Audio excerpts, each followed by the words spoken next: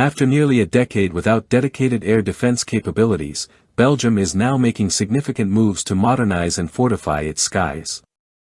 The push comes in response to an increasingly unstable European security environment and a growing recognition that the continent may soon need to rely more heavily on its own defense infrastructure, especially in the wake of wavering U.S. commitments to NATO under recent political rhetoric. Driven by the ongoing war in Ukraine and the rising threat of missile and drone warfare, Brussels has prioritized the acquisition of surface-to-air missile systems. This initiative marks a dramatic shift from previous decades, during which Belgium gradually decommissioned its anti-air arsenal under the assumption that NATO's collective defense and Western air dominance would be sufficient. Belgium's updated strategy now includes plans to purchase the European-made SAMP/T air defense system, jointly developed by MBDA and Thales. This advanced system, equipped with Aster 30 missiles, would represent Belgium's first medium-range air defense capability. The move aligns with broader European efforts to enhance shared security and reduce reliance on non-EU defense suppliers. According to La Lettre, final negotiations for the acquisition could conclude once Belgium's new coalition government takes office.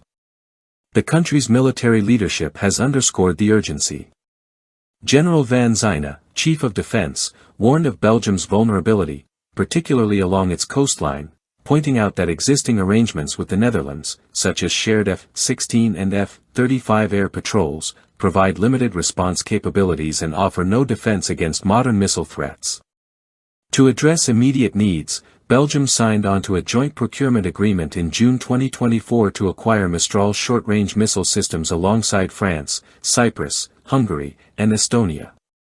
While these systems offer a basic layer of defense against low-altitude threats, they fall short of protecting against the advanced weaponry now being deployed, including ballistic and hypersonic missiles. Belgium's pivot to reinvest in air defense is a part of its broader STAR modernization program, which earmarks €900 million for surface-to-air capabilities. This renewed focus also revives a legacy. Belgium once fielded a wide array of air defense assets, from Nike Hercules missiles to Bofors guns and Roland systems, before dismantling them between the 1990s and 2017. Today's approach emphasizes European collaboration, not only in procurement but also in industry.